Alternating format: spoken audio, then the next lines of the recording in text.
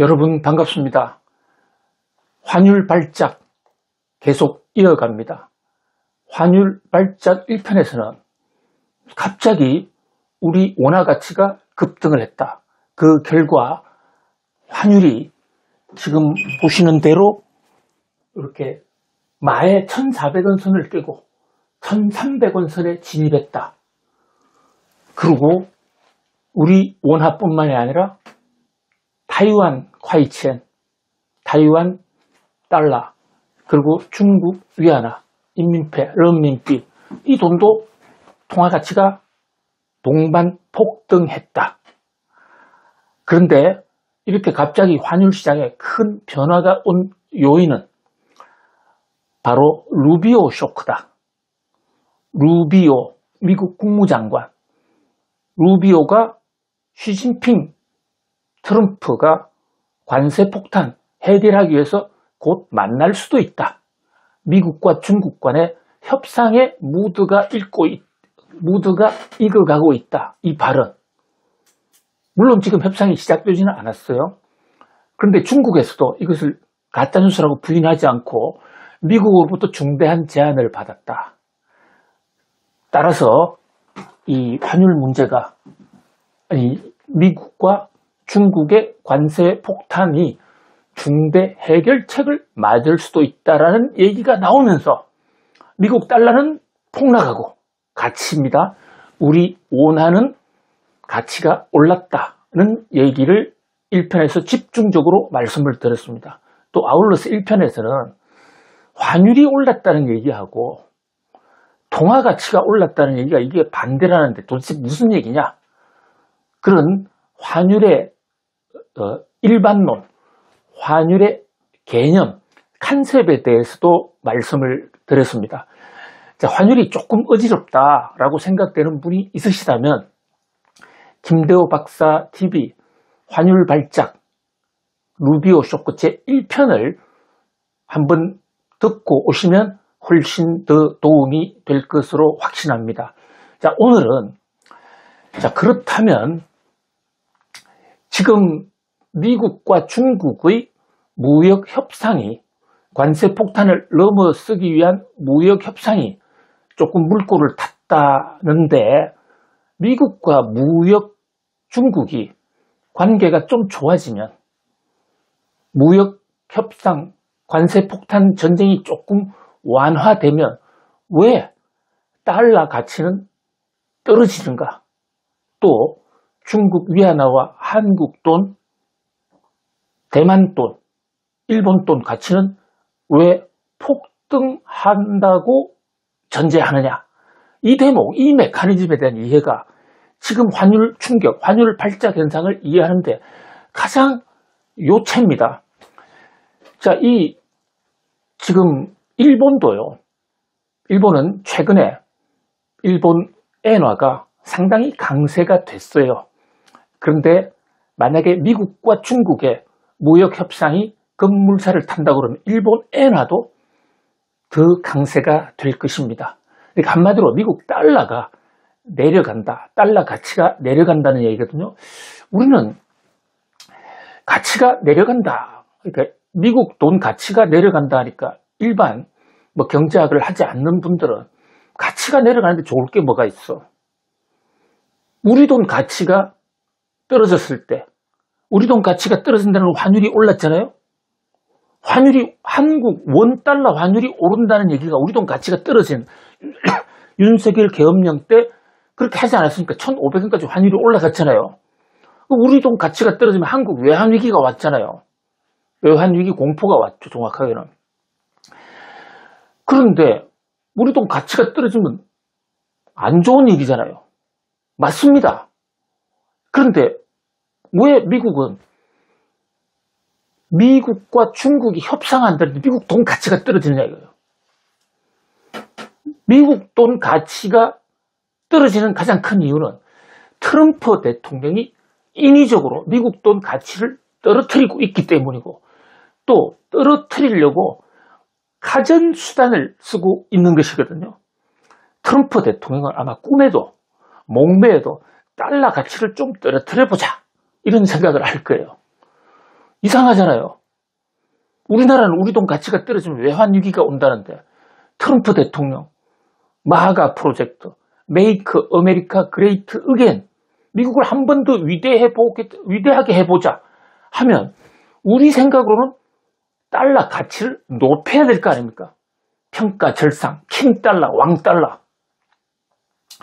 근데 트럼프 대통령은 전혀 킹달러에 대해서 아무런 관심이 없습니다. 아니, 킹달러가 미국 경제를 망친다. 약달러로 가야 된다. 이것은 어릴 때부터 소신이고 비즈니스맨 출신으로서 약달러를 해야 미국이 살아난다는 것을 누구보다 잘 알고 있기 때문에 트럼프 대통령은 기본적으로 약달러주의자고 트럼프뿐만이 아닙니다. 공화당 정부는 약달러에 필이 꽂혀 있어요. 역대 누대로 한번 보십시오. 미국 공화당이 창당이 되고 나서 대통령이 된 첫 대통령이 에브라함 링컨이고요. 그 후에도 부시 대통령이라든지 레이건 대통령, 포드 대통령, 존슨 대통령 여러 명이 지나갔는데 그때마다 공화당 정부에서의 미국의 달러 가치는 전부 달러 가치 폭락이었습니다. 달러 가치 떨어뜨렸습니다. 정말 이해가 안 되잖아요. 왜냐? 이게 기축통화의 비밀입니다. 우리는 우리 돈 가치가 떨어지면 달러가 더 귀해지는 거잖아요. 우리 돈 가치가 떨어진다는 것은. 그리고 우리 돈 가치가 떨어지면 외국 투자자들이 한국에 투자해봤자 한국 돈 가치가 없으니까 장기 투자하면 손해니까 한국에서 돈을 빼요. 그러면 달러가 부족해집니다. 국가가 부도가 나는 것은 달러가 부족하면 결제를 달러로 해야 되잖아요. 원유를 사온다. 또는 다른 나라에서 물건을 사온다. 또는 여행을 간다. 달러를 가지고 가야 되잖아요. 그럼 국내에 달러가 줄어든다. 이것은 대한민국이 문 닫는 샷다운이거든요. 그럼 미국도 그럴 거 아니냐라고 생각하기 쉬운데 반대예요. 반대라기보다 우리가 구조하고 다르다. 이렇게 볼 수 있는. 왜냐? 미국 돈 가치가 떨어지면 일단 미국이 보유하고 있는 돈이 가치가 줄어드는 거니까 기분이 나쁘죠. 좀 위기가 올 것처럼 보이죠. 그런데 미국은 우리하고 다른 근본적인 요인. 미국은 달러의 발행국가라는 겁니다. 우리는 달러가 없으면 망해요. 기름도 못 사오고. 근데 미국은 달러가 부족해지면 돈을 찍어내면 돼요. 미국 연방은행에서 조폐국에 의해서 돈 찍어내.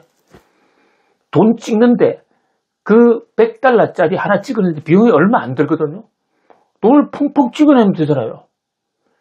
이것이 달러가 기축대화되어 있는 엄청난 장점. 아니, 세계를 지금 미국이 지배하고 있는 그 비밀의 요체가 바로 달러 기축국. 전 세계는 달러를 쓰게 돼 있고 달러를 발행할 수 있는 나라는 미국밖에 없잖아요. 그럼 뭐가 걱정이에요? 가치가 떨어져? 돈이 빠져나가? 그러면 연방준비제도 이사회가 달러 더 찍어내면 되잖아요. 그러니까 걱정 없는 거죠.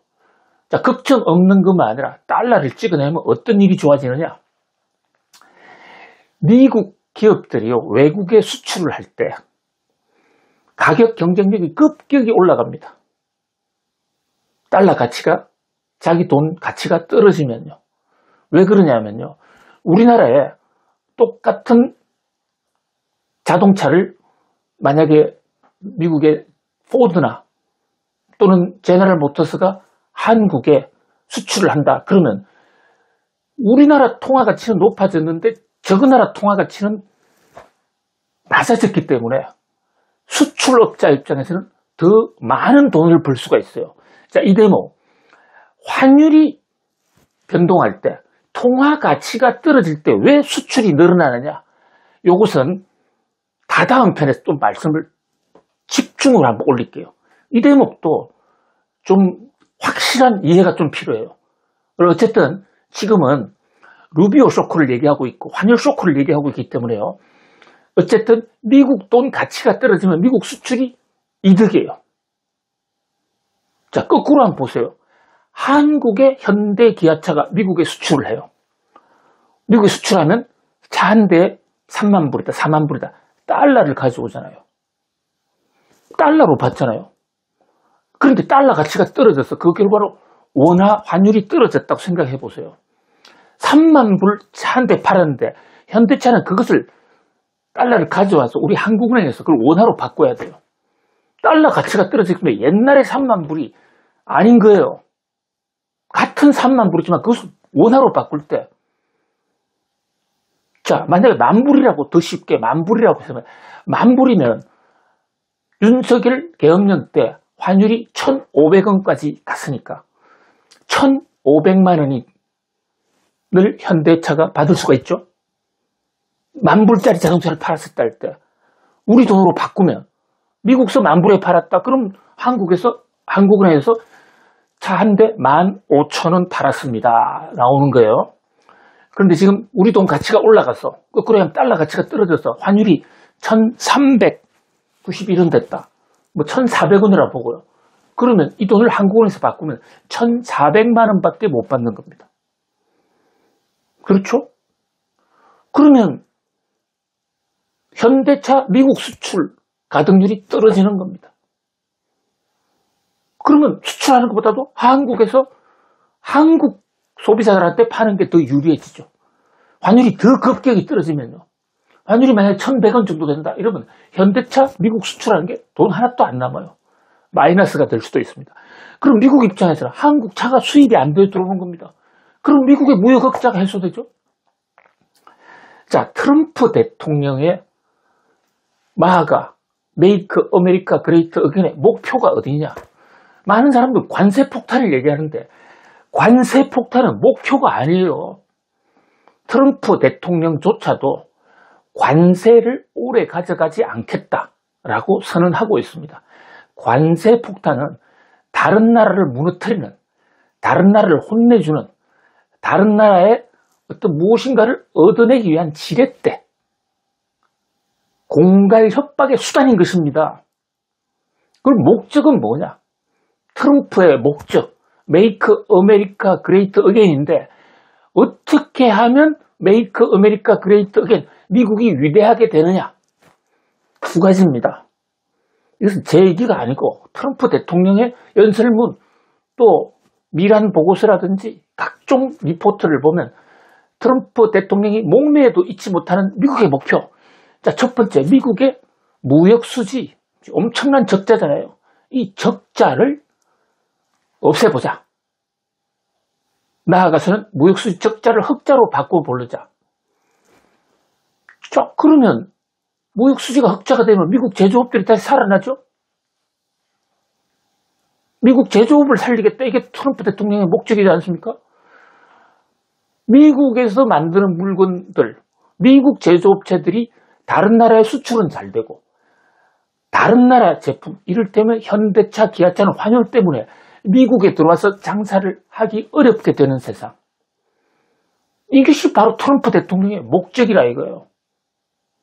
관세 폭탄을 터뜨린 목적. 그런 면에서 지금 시진핑과 트럼프가 만난다? 만날지 안 만날지는 모르지만 지금 여기 이 루비오 국무장관이 곧 만날 수도 있다. 또 중국도 부인하지 않았습니다. 그럼 만났을 때 무슨 얘기를 하느냐? 우선 중국이 관세 폭탄을 맞았잖아요. 중국은 당장 수출하지 않으면 중국 상당히 심각한 어려움에 처합니다. 중국은 수출 주도국이거든요.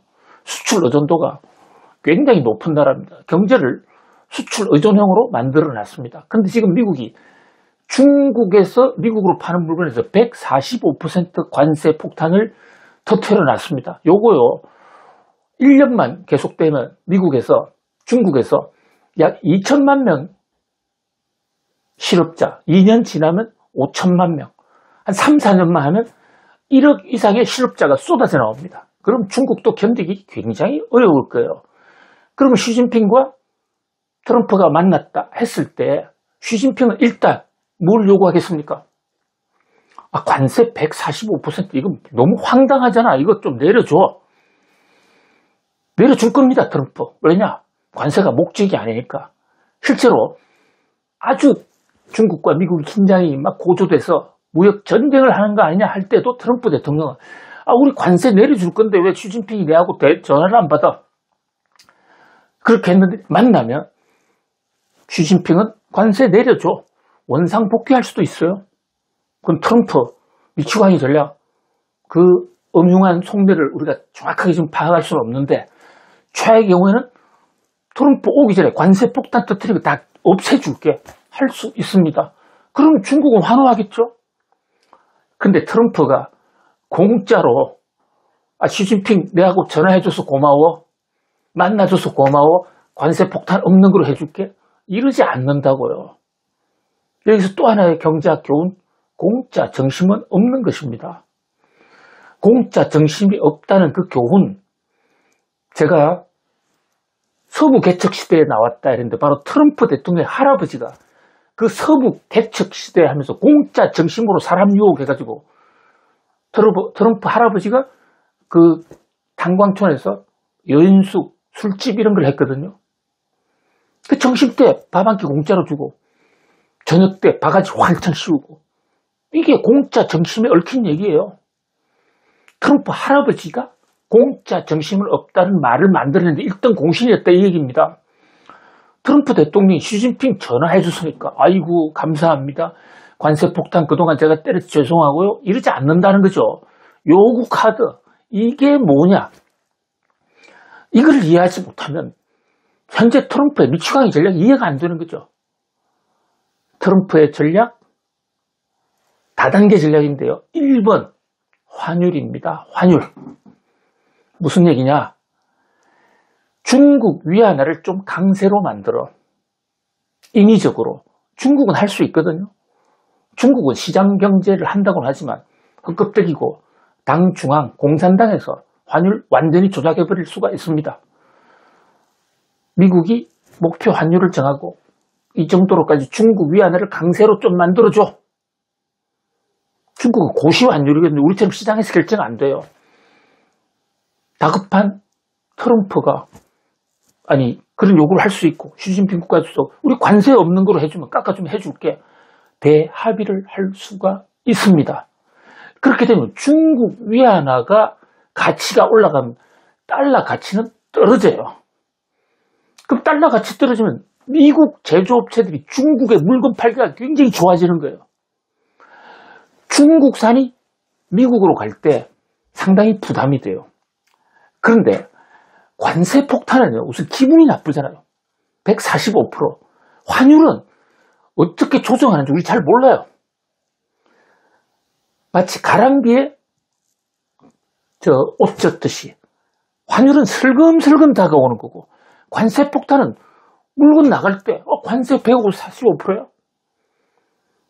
그러니까 관세에 항복을 하면 시진핑 국가주석은 우리 대통령, 우리 국가주석 뭐야?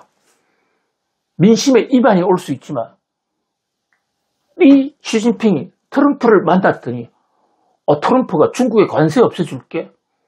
그럼 트럼프 대통령이 시진핑 국가주석 입장에서는 역시 내 리더십이 대단하지. 내가 한번 만나줬더만 트럼프가 관세 이거 폭탄 다 없앴네.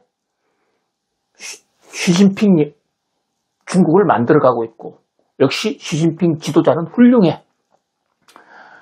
그런데 환율은 합의했는지 아닌지 우리가 알 수가 없어요. 환율 합의는 공개적으로 하는 게 아니거든요. 비밀리에 하는 겁니다. 실제로 앞으로 어떻게 될지 몰라요. 이런 현상이 언제 있었느냐? 역사는 반복된다고 하지 않습니까? 1985년 제가 그때 뉴욕 정권 시장을 담당하는 경제부 기자로 한참 뛰어다닐 파릇파릇한 젊은 시절이었습니다. 날짜가 정확하게 1985년 9월 22일로 기억합니다. 그날 미국 뉴욕에 가면 센트럴 파크라고 있어요. 뉴욕의 한가운데. 뉴욕에 다녀오신 분들은 좀 비싼 호텔에 묵은 사람들은 아침에 센트럴 파크 조깅 하신 분들도 많이 있으실 겁니다.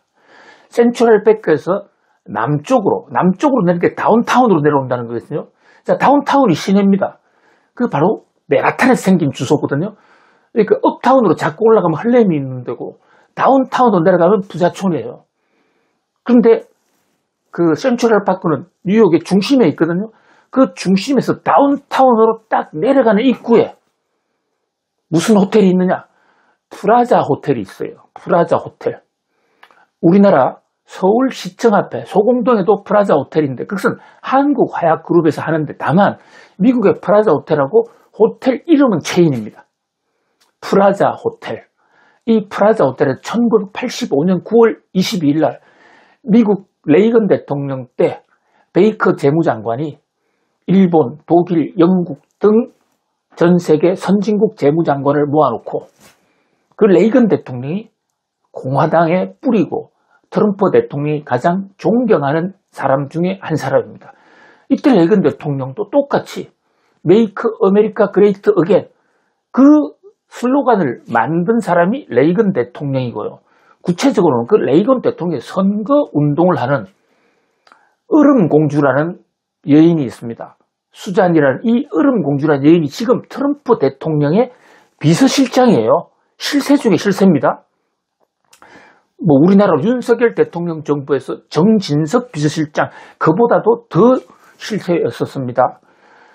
그런데 그 지금 트럼프 대통령의 비서실장이 만든 선거 구호가 메이크 아메리카 그레이트가 마가였고, 그 마가를 가지고 40년 전에 로널드 레이건 대통령이 마가 프로젝트로 선거운동을 했습니다. 그 캠페인을 주도한 사람이 당시에 레이건의 비서였고, 지금 트럼프의 비서실장이라니까요. 이 역사가 다 일맥상통하지 않습니까? 그 1985년, 정확하게 40년 전이에요. 그 40년 전 뉴욕의 프라자 호텔에서는 일본 엔화를 강세로 몰고 갔습니다. 인위적으로. 선진국 몇 나라가 합의하면 환율은 그렇게 조정할 수 있어요. 큰 손들이. 그때요, 달러당 240원 하던 환율이 어디까지 떨어졌느냐? 엔화를 기준으로 엔화 120엔까지 떨어졌습니다. 엔화 입장에서는 100% 평가 절상이 된 거예요. 그런 바람에 일본 경제가 폭망했어요. 일본 수출이 안 됐거든요. 그 후유증이 지금까지도 일본은 이어지고 있습니다. 그래서 일본의 잃어버린 40년, 처음에는 잃어버린 10년 하다가 20년, 일본 경제에 휘청하게 된 결정적인 사건이 바로 프라자 회담이고, 그 프라자 회담에서 레이건이 압력을, 그때 레이건이 어떻게 압력을 하느냐? 지금 트럼프 대통령 선우가 좀 달라요. 프라자 호텔에 모아놓고 너 이거 엔화 강세 안 시키면 관세 폭탄 때릴 거야. 때릴 거야가 협박이었습니다. 특히 반도체, 덤핑으로 일본 반도체 미국 못 팔게 할 거야. 당시 일본 주력이 반도체였거든요. 그런데 일본은 너무 놀랐죠. 그래서 환율 정도 좀 조정해도 일본의 경쟁력이 어디 가겠어 해서 덜컥 합의를 해주고, 그 바람에 미국 달러는 폭락하고 일본 엔화는 급등하고, 그 결과는 미국 제조업이 살아나고 미국 국제수지 적자가 엄청나게 개선이 됐습니다. 그 프라자 합의, 그것을 또 한 번 하자는 것이 누구의 구상이냐? 트럼프의 구상인데, 그 구상이 어디 나와 있느냐? 여기 이 미란 보고서에 나와요. 자, 미란 보고서가 실현이 될지, 또 부작용은 없을지, 또 찬반 논쟁이 많이 있습니다. 경제학은 공학처럼 딱 사전에 개선돼서 나오는 게 아니라 살아있는 생물이지 않습니까?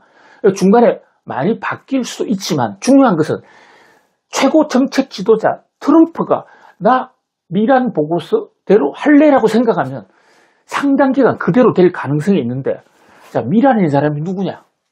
스테반 미란, 하버드 대학 경제학 박사죠. 저 미란 지금 현직이 뭐냐? 중요하죠. 현직이 백악관 경제고문위원회 위원장이에요. 위원장. 대통령한테 경제 자문을 해주는 위원장이란 말입니다. 우리나라에도 이런 조직이 있습니다. 대통령 경제자문위원회.